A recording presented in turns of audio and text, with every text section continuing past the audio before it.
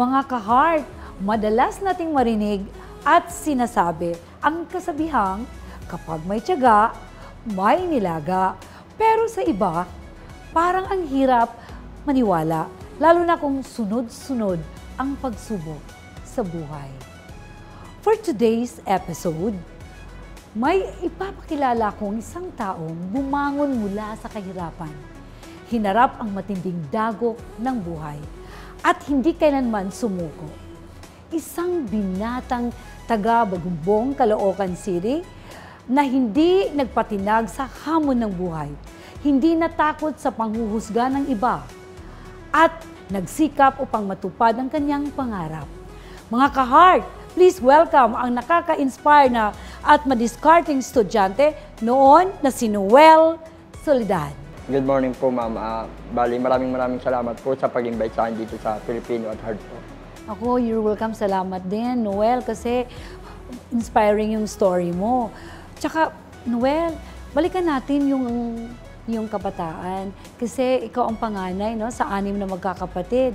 Tapos, ikaw ata ang tumataguyod sa family ninyo. Anong pakiramdam mo nun?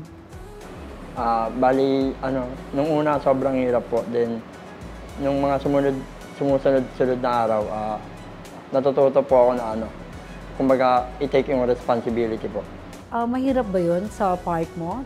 Opo, sobrang hirap po nun kasi meron din po akong karamdaman. So, parang sobrang, pag iniisip at ginagawa ko is, wala akong parang nahihirapan akong solusyonan. Nagsabi ka ng karamdaman. Ano ba ang karamdaman mo? Bali, meron po akong atelectasis lungs or nag-collapse yung kaliwa akong baga. Bali, hindi na po siya gumagana. So, hindi ka makapag-work? Pwede po ako mag-work, kaso nga lang, sobrang hirap po. Natitrigger po yung sakit ko kapag sobrang na-hassle po ako sa trabaho. Siyempre, bilang alam mo na may ano ka na, diba, may sakit ka na, tapos wala na yung ina mo?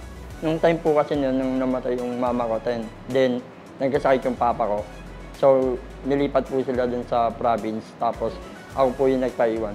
So, opo, bali, imbis malugmok or malungkot, is ginawa ko po, nag-aral po ako ulit, bumalik po ako sa pag-aaral. Saan ka nag-aral? Sa Caloocan? Opo. Oo. Tapos ano ang kurso mo?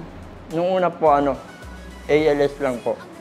Kasi hindi po nakatapos ng high school. So ALS. Tapos pagkatapos niyan, nag-graduate ka sa ALS para makakuha ka ng kurso mo. Diba? Ganun man yon. After 1 year, nag-enroll ka sa college. Bali, nahinto po muna ako kasi doon ko po nakuha yung sakit ko nung nag-working student po ako. After ko makagraduate ng ALS, then doon ko po naramdaman yung sakit ko. After na mapagamot ako, bumalik po ako sa college. So yung sakit mo, talagang ginamot, okay ka na sa sakit mo na yon? Halos hindi pa yung po. Yung collapse lung, di ba? Or kailangan mo talagang may maintenance ka nun?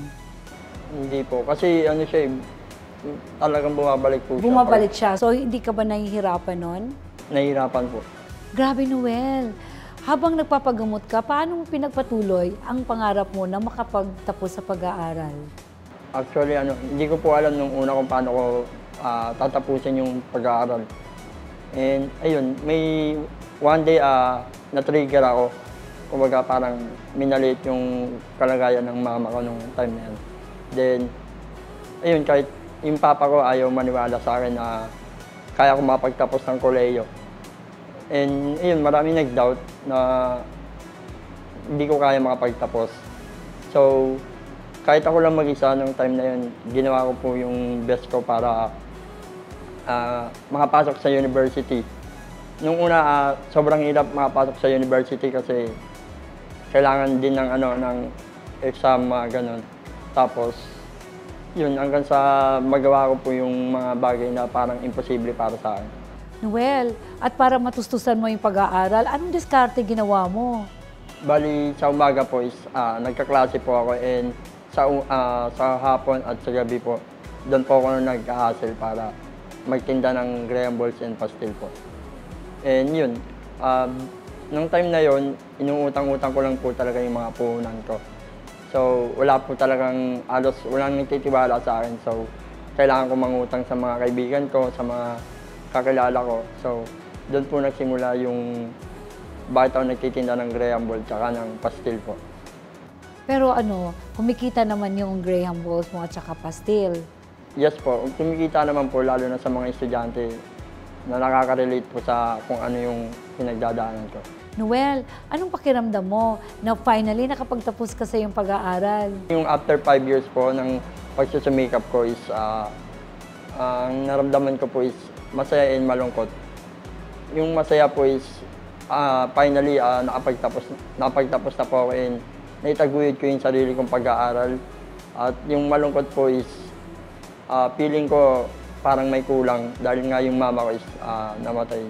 Oh, pero masaya yung mama mo sa heaven. Kasi at least nakapagtapos ka, di ba? Yan ang pinaka-importante. Yes po, ayun po talaga yung pinaka-pangarap niya sa amin. And lalong-lalo na sa akin. Lalo na nung before siyang mawala, palagi niya pong sinasabi is, hindi kami nakapagtapos ng pag-aaral, so kailangan pagsumikapan yung mga pagtapos ng pag-aaral. Oh, grabe. Ako, Noel, sa ngayon may sarili ka ng business. Tama ba ako? Naisip-isip ko nung after ko makagraduate, ano yung pwede kong pagkakitaan bukod sa pagtatrabaho. And ayun, after kong makapag-resign sa trabaho, pinasok ko po yung pagiging online business, which is yung pastil.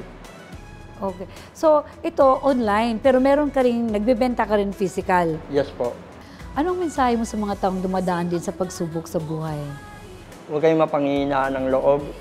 Kung ano man yung pagdaanan nyo sa buhay, lalo na mapag-isa kayo. Sabi nga sa nasa Diyos ang awa, nasa tao ang gawa. So, kailangan natin magsumikap parate and pagtiyagaan lang natin. Okay lang na hindi tayo magaling sa kung ano yung mga bagay na meron sa mundo. So, kailangan lang natin mag-excel sa kung ano yung kaya lang natin. So, keep going lang and yun. Maraming salamat, Noel.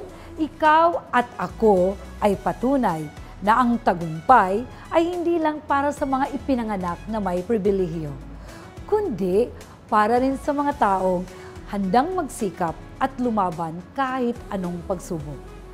Sa mga viewers natin na ang pakiramdam ninyo ay wala ng pag-asa, tumingala ka lang. Bawat pagsubok may dahilan. Ang bawat luha may katumbas na tagumpay. Maraming salamat, Noel, sa inspirasyon. Dalangin namin ang patuloy na pagbuti ng iyong kalusugan.